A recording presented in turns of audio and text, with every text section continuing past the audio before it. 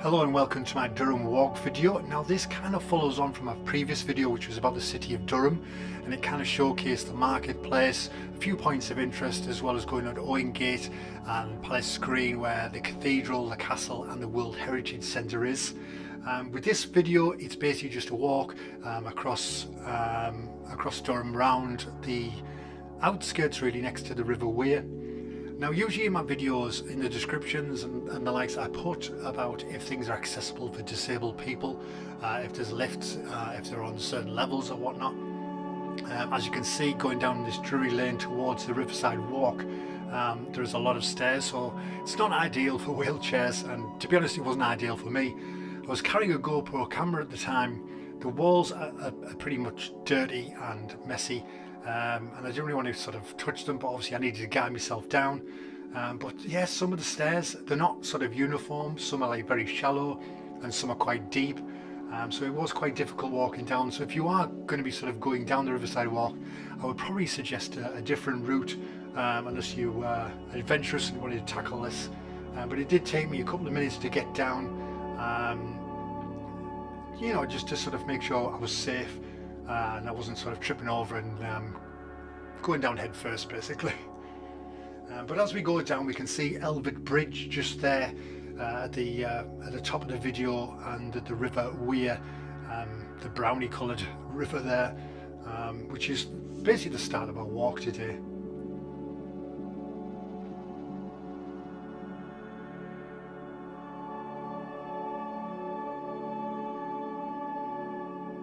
I was trying to go down slowly on the stairs because the GoPro's got like a stabilisation on it, but it doesn't sort of take all of the bumps out, so I was trying to go as smooth as I could. But as you can probably appreciate, it was a bit of a nightmare trying to get down there holding a GoPro camera and just trying to find little nooks and crannies I could put my hand to guide me down, just down to this walkway that you can see now.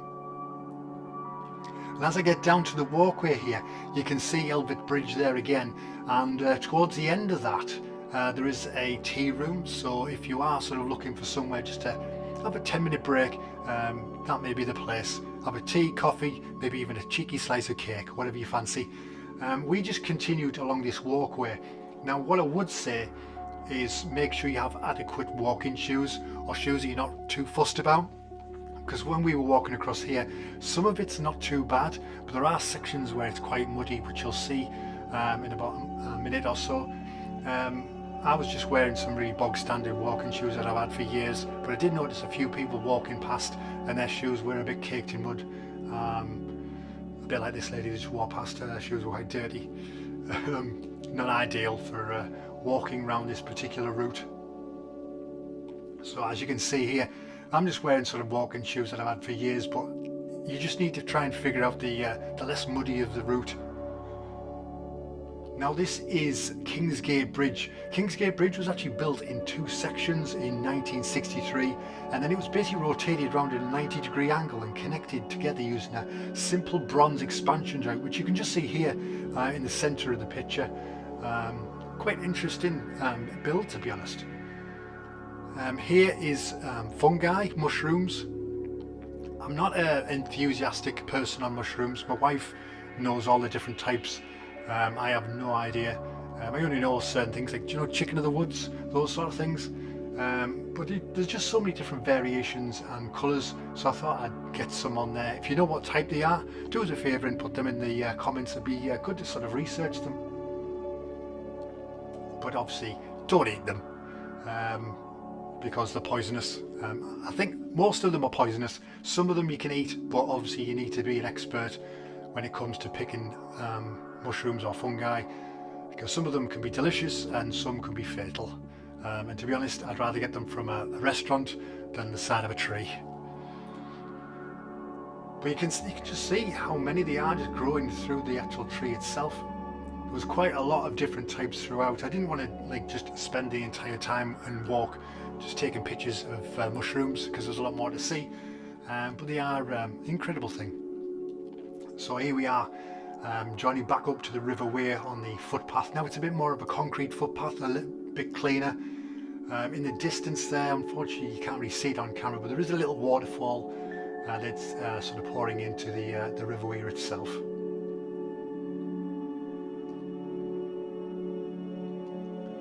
This is the Count's House. It was originally constructed in the 1820s by Dean and Chapter of the Durham Cathedral.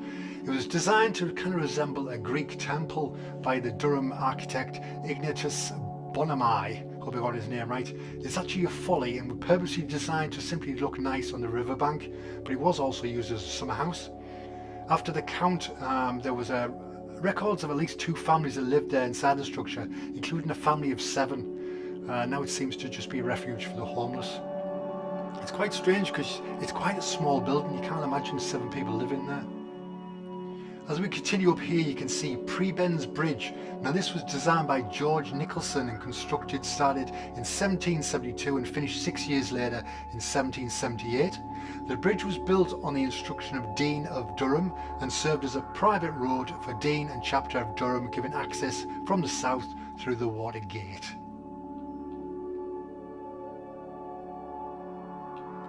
And as you can see here, the pathway is like a tarmac, so it is a lot cleaner than the previous walkways.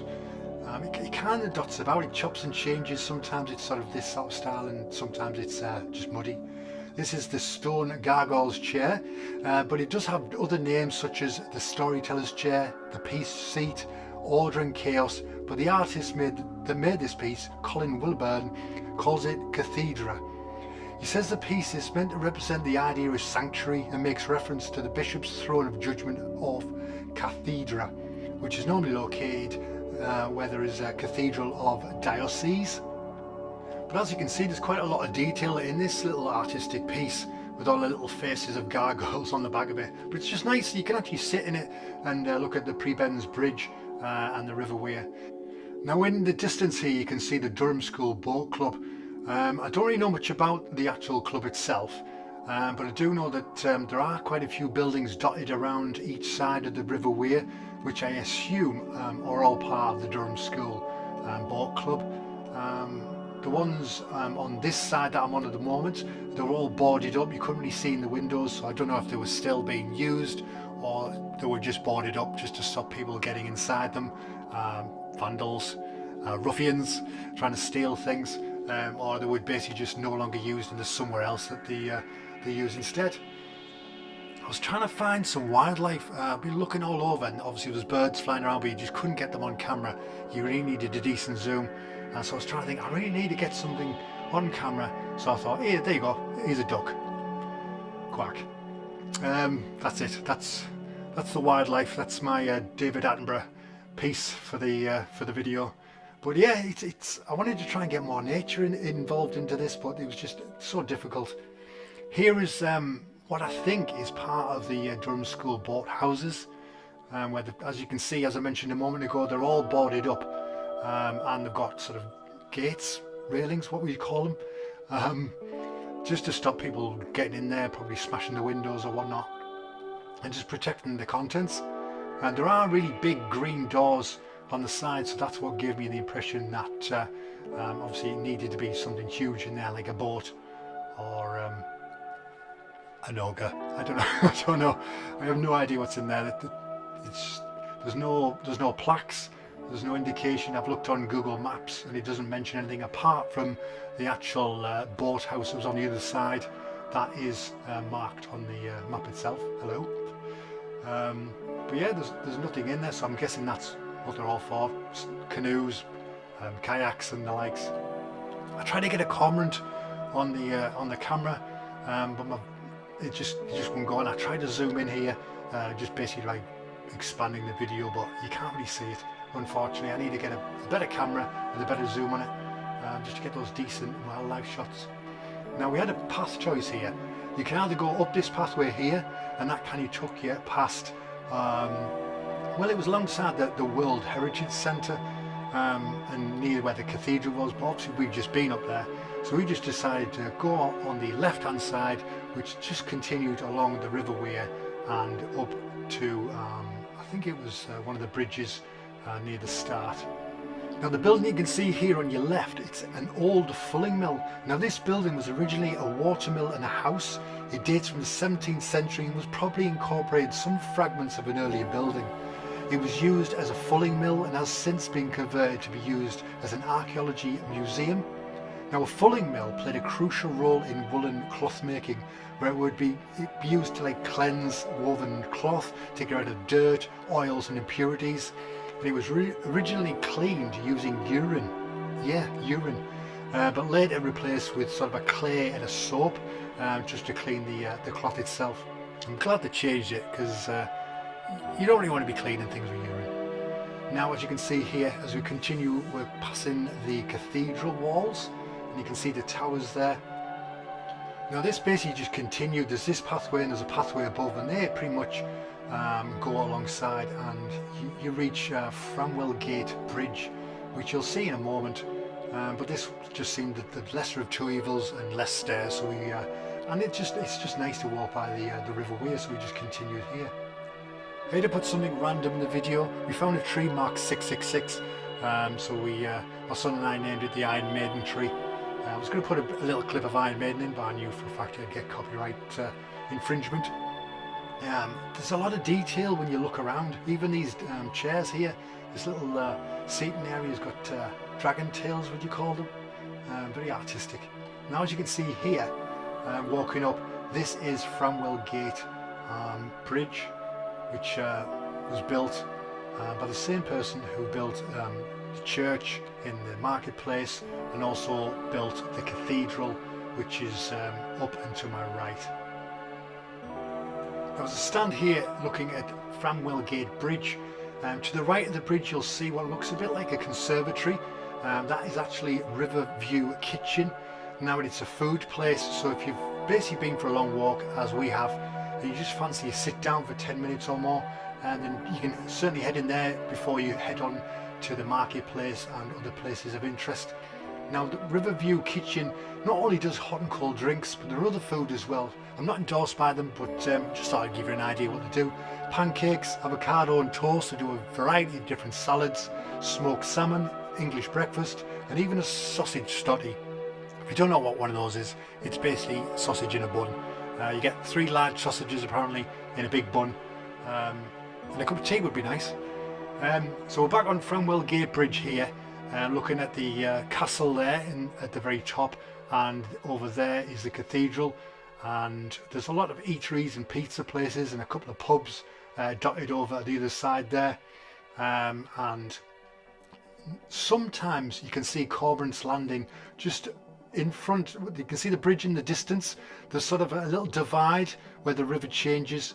The cormorants sometimes stand on there, so if you walk along the walkway, we can see the bottom left, you can get a decent view of cormorants.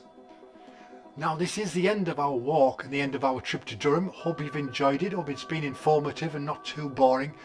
But I'd just like to thank you for listening and watching, and hopefully I'll be doing some more walks soon. I've got some dates planned for like other places around Yorkshire, as well as up to Scotland. So stay tuned. Do us a favour and like this video and subscribe if you want to see more. Leave a comment. I always will read comments, and any tips you want to give me would be gratefully received. So thanks for watching, and look forward to seeing you next one. Take care and goodbye.